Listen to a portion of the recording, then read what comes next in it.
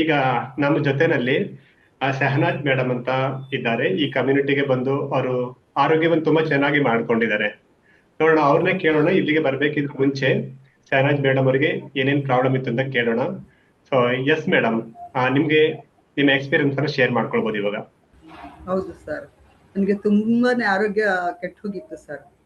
Sugar ಇತ್ತು, B P ಇತ್ತು, thyroid ಇತ್ತು, ಆದ್ರೆ ತುಂಬಾನೇ ಸುಸ್ತಿರ್ತಾ ಇತ್ತು. ಹ್ಮ್ ಇದು ತಗೊಂಡ್ ಬಂದ್ರೆ ಚೆನ್ನಾಗಿ ನನಗೆ ವಾಸ ಆಗಿದೆ ಸರ್, ಏನು ಪ್ರಾಬ್ಲಮ್ ಇಲ್ಲ ನನಗೆ. ಅಂದ್ರೆ ನಿಮ್ಗೆ ಪ್ರಾಬ್ಲಮ್ ಎಷ್ಟು ಆದ್ರೆ ವರ್ಷದಿಂದ ಇತ್ತು?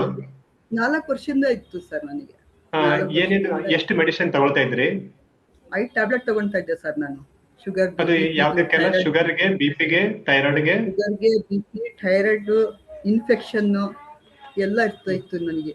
ಅದು 5 ಟ್ಯಾಬ್ಲೆಟ್ ತಗೊಳ್ತಾ ಇದ್ದೆ. ಇವಾಗ ಹಾಫ್ ಟ್ಯಾಬ್ಲೆಟ್ ನಾನು ತಿಂತಾ ಇದ್ದೀನಿ ಶುಗರ್ದು, ಬರೀ ಶುಗರ್ ಮಾತ್ರ. ಅರ್ಧ ಟ್ಯಾಬ್ಲೆಟ್ ಬಂದಿದ್ದೀರಾ ಈಗ? ಅದು ಕೂಡ ಸ್ವಲ್ಪ ಟೈಮ್ ಅಲ್ಲಿ ಹೋಗುತ್ತೆ. ಸೊ ಇವಾಗ ಸ್ಟಾರ್ಟ್ ಮಾಡಿರೋದಷ್ಟೇ ಅಲ್ವಾ? 5 ಟ್ಯಾಬ್ಲೆಟ್ ಅಲ್ಲಿ 4.5 ಟ್ಯಾಬ್ಲೆಟ್ ಈಗ ತಗೊಳ್ತಾ ಇಲ್ಲ, ಬರೀ ಹಾಫ್ ಟ್ಯಾಬ್ಲೆಟ್ ಶುಗರ್ ಮಾತ್ರ ತಗೊಳ್ತಾ ಇದ್ದೀರಾ. Great great great. ನಿಮ್ಗೆ ಏನೇನ್ ಪ್ರಾಬ್ಲಮ್ ಆಗ್ತಿತ್ತು ಮುಂಚೆ? ಸುಸ್ತಾಗ್ತಾ ಇತ್ತು ಸರ್, ಎದೊಳಕೆನ ಆಗ್ತಾ ಇರ್ಲಿಲ್ಲ. ಬೆಳಿಗ್ಗೆ ಹೊತ್ತು ನಾನು 4 ಗಂಟೆಗೆ ನನ್ನ ಬಾಂಜಿಗ್ ಮಾಡ್ತಿದ್ದೀನಿ ಸರ್. 4 ಗಂಟೆಗೆ ಕಂಪಲ್ಸರಿ ನಾನು ಎದೊಳ್ಬೇಕು. ತುಂಬಾನೇ ಸುಸ್ತಾಗ್ತಾ ಇತ್ತು. ಇವಾಗಂತೂ ಒಂಚೂರು ಸುಸ್ತಾಗ್ತಾ ಇಲ್ಲ ನನಗೆ. ನಾನು ಚೆನ್ನಾಗಿದ್ದೀನಿ. ಆದ್ರೆ ನನ್ಗೆ ಮೊಮ್ಮಕ್ಕಳು ಇದ್ದಾರೆ, 30 ವರ್ಷದ್ದು ಮಗ ಇದ್ದಾನೆ. ಆದ್ರೆ ನಾನು ಆ ತರ ಕಾಣ್ತಾ ಇಲ್ಲ ಇವಾಗ. ಈಗ ಸ್ವಲ್ಪ ಏಜಿಂಗ್, ಅಂದ್ರೆ ಏಜಿಂಗ್ ರಿವರ್ಸ್ ಆಗಿದೆ, ಯಂಗ್ ಆಗಿ ಕಾಣಿಸ್ತಾ ಇದ್ದೀರಾ. ಇವಾಗೆಲ್ಲ ನಿಮ್ಗೆ ನಿಮ್ ಕೆಲಸ, ಫ್ಯಾಮಿಲಿ ಇದೆಲ್ಲ ಜವಾಬ್ದಾರಿಗಳಿರುತ್ತೆ, ಈ ಕೆಲಸ ಎಲ್ಲ ಮಾಡಕ್ಕೆ ಎನರ್ಜೆಟಿಕ್ ಆಗಿದ್ದೀರಾ? ಇವಾಗ ಎನರ್ಜಿ ಚೆನ್ನಾಗಿದೆ, ಸುಸ್ತೆಲ್ಲ ಆಗಲ್ಲ? ಏನಿಲ್ಲ, ಸುಸ್ತೇನೆ ಆಗಲ್ಲ. ನಿಮ್ಗೆ ಇದು ಇವಾಗ ಸಪ್ಲಿಮೆಂಟ್ ತಗೊಂಡ್ರಲ್ವಾ? ಈಗ ನಾವು ಕೊಟ್ಟಿರೋದು ಆಯುರ್ವೇದದ ಸಪ್ಲಿಮೆಂಟ್. ಸೊ ನಿಮ್ಗೆ ಏನಾದ್ರು ಸಪ್ಲಿಮೆಂಟ್ ತಗೊಳಕ್ಕೆ ಏನಾದ್ರು ಭಯ ಆಗಿತ್ತಾ? ಇಲ್ಲ ಸರ್, ಏನು ಭಯ ಆಗಿಲ್ಲ ನನಗೆ. ಭಯ ಆಗಿಲ್ಲ, ಆರಾಮಾಗಿ ತಗೊಂಡ್ಬಿಟ್ರೆ. ಬೇರೆಯವ್ರಿಗೇನು ನಾನು ಹೇಳ್ತೀನಿ ಸರ್, ಇದು ತಗೊಳ್ಬಿಡಿ, ನೀವು ಏನು ಯೋಚನೆ ಮಾಡ್ಬೇಡಿ, ನನ್ಗೆ ನೋಡಿ ನೀವು ತಗೊಳ್ಳಿ. ಆದ್ರೆ ನನ್ಗೆ ಯಾರಾದ್ರೂ ಬಂದ್ ಕೇಳಿದ್ರೆ ನನ್ನ ನೋಡಿ ನೀವು ತಗೊಳ್ಳಿ ಅಂತ ನಾನು ಇಷ್ಟು ಕಂಪಲ್ಸರಿ ಆಗಿ ಹೇಳ್ತಾ ಇದ್ದೀನಿ ಸರ್ ನಾನು. ಗ್ರೇಟ್. ಈಗ ನೀವು ಇಲ್ಲಿಗೆ ಬಂದ್ಮೇಲೆ ಆಯುರ್ವೇದ ಸಪ್ಲಿಮೆಂಟ್ ಅನ್ನು ತಗೊಂಡ್ರಿ, ನಾವ್ ಏನೆಲ್ಲ ಕೋಚಿಂಗ್ ಮಾಡಿದ್ವಿ ಕರೆಕ್ಟ್ ಆಗಿ ಫಾಲೋ ಮಾಡಿದ್ರಿ. ಸೊ ಲೈಫ್ ಸ್ಟೈಲ್ ಅಲ್ಲೂ ಕೂಡ ತುಂಬಾ ಲೈಫ್ ಸ್ಟೈಲ್ ಅಲ್ಲಿ ತುಂಬಾ ಚೇಂಜ್ ಮಾಡ್ಕೊಂಡ್ರಿ ಅಲ್ವಾ? ಚೇಂಜ್ ಮಾಡಿದೀನಿ ಸರ್, ಮಾಡಿದೀನಿ. ಲೈಫ್ ಸ್ಟೈಲ್ ಅಲ್ಲಿ ಕೂಡ ತುಂಬಾ ಚೇಂಜ್. ಹೌದು, 3 ಲೀಟರ್ ನೀರು ಕುಡಿಬೇಕಂತ ಹೇಳಿದೀರಾ, ಕುಡಿತಾ ಇದ್ದೀನಿ. ಇವಾಗ ಟೈಮಿಂಗ್ ಆಗಿ ನೀವು ಊಟ ಮಾಡ್ಬೇಕಂತ ಹೇಳಿದೀರಾ, ಅದು ಮಾಡ್ತಾ ಇದ್ದೀನಿ. ಫ್ರೂಟ್ ತಿಂತಾ ಇದ್ದೀನಿ, ಡ್ರೈ ಫ್ರೂಟ್ಸ್ ತಿಂತಾ ಇದ್ದೀನಿ. ಆದ್ರೆ ನಾನು ಬೇರೆಯವ್ರದ್ದು ಏನು ತಲೆಗೆ ತಗೊಂಡ್ರೆ ಅದು ಇದಾಗೋದಿಲ್ಲ ಸರ್. ನಂದು ಆರೋಗ್ಯ ಚೆನ್ನಾಗಿರ್ಬೇಕಂದ್ರೆ ಇದೆಲ್ಲ ನಾನು ಫಾಲೋ ಮಾಡ್ಬೇಕು.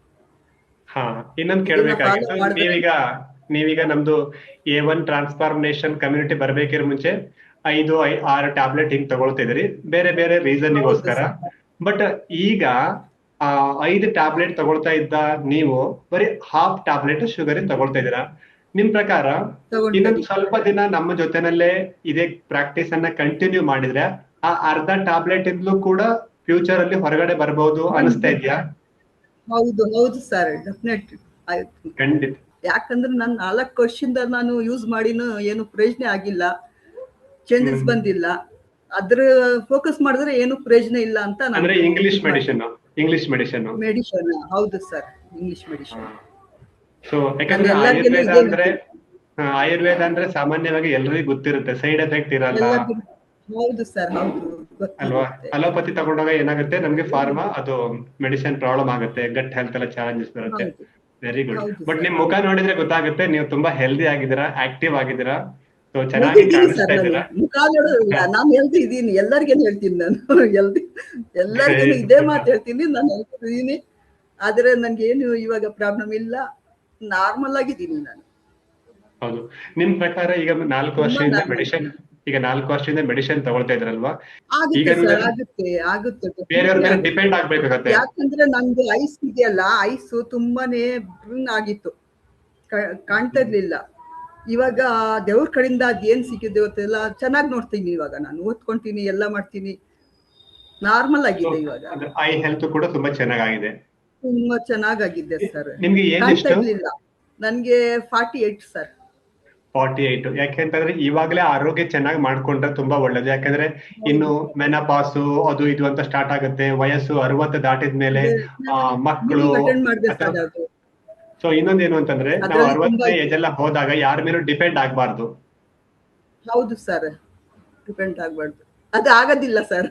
ಇದ್ರಲ್ಲೇ ಇರೋದು ಎಲ್ಲಾರು ಇದ್ರಲ್ಲೇ ಇರೋದ್ರೆ ಆಗೋದಿಲ್ಲ ಏನು ಇಲ್ಲ. ಅದು ಮೆಡಿಸಿನ್ ಇದು ತಗೊಂಡು ಅದು ತಗೊಂಡು ಡಾಕ್ಟರ್ ಹತ್ರ ಹೋಗಿ ಎಲ್ಲ ಮಾಡಿದ್ರೆ 60 ವರ್ಷ ಇಲ್ಲ 50 ವರ್ಷಕ್ಕೆ ಹೋಗ್ಬಿಡ್ತಾರೆ ಮೇಲೆ. ಹಾ, ಆಕ್ಚುಲಿ ಹೋಗ್ಬಿಟ್ರೆ okay, that is secondary. But ಕೆಲವೊಂದ್ಸರಿ ಆ ಕಡೆ ಹೌದು ಹೋಗೋದು ಇಲ್ಲ, ನರಳಾಡ್ತಾ ಇರ್ತೀವಿ, ಬೆಡ್ ರಿಟರ್ನ್ ಅದೇ ಆಗ್ತೀವಿ, ಅದೇ ಬೇರೆಯವ್ರ ಹತ್ರ ಹೆಲ್ಪ್ ತಗೊಳ್ತೀವಿ, ಊಟ ತಿನ್ಸ್ಬೇಕು, ಹೌದು ಸರ್. ಮೋಷನ್ ಹೋಗಕ್ಕಾಗಲ್ಲ, ಮೆಡಿಸಿನ್ ತಿನ್ಬೇಕು, ಆ ತರ ಲೈಫ್ ಬೇಡ ಅಲ್ವಾ? ಸೊ ನೀವೀಗ ಇಂಡಿಪೆಂಡೆಂಟ್ ಅದೇ ಆಗಿದ್ದೀರಿ, 60 ಅಲ್ಲ 80ನೇ ಏಜ್ ಅಲ್ಲೂ ಹೌದು ಕೂಡ ಸರ್. 90ನೇ ಏಜ್ ಅಲ್ಲೂ ಕೂಡ ನೀವು ಇಂಡಿಪೆಂಡೆಂಟ್ ಆಗಿರ್ತಾರೆ, ಹೆಲ್ದಿ ಆಗಿರ್ತಾರೆ ಇಲ್ಲಿದ್ರೆ.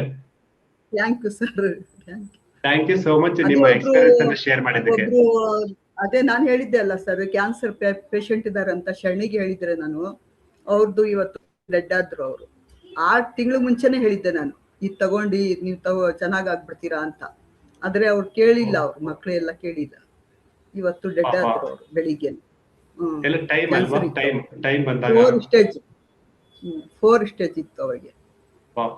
ಓಕೆ, ಸಾರಿ ಸಾರಿ ಸಾರಿ. ಹ್ಮ್ ಸೊ ನಾವೀಗ ನಮ್ ಜೊತೆಯಲ್ಲಿ ನಮ್ ಮಾತು ಕೇಳೋರಿಗೆ ರೆಸ್ಪೆಕ್ಟ್ ಕೊಡೋಣ, ಹೆಲ್ತ್ ಕೊಡೋಣ. ಸೊ ಥ್ಯಾಂಕ್ ಹೌದು ಯು ಸೋ ಸರ್, ಮಚ್ ಹೌದು madam. Sir. Thank you. Thank you, thank you, thank you sir.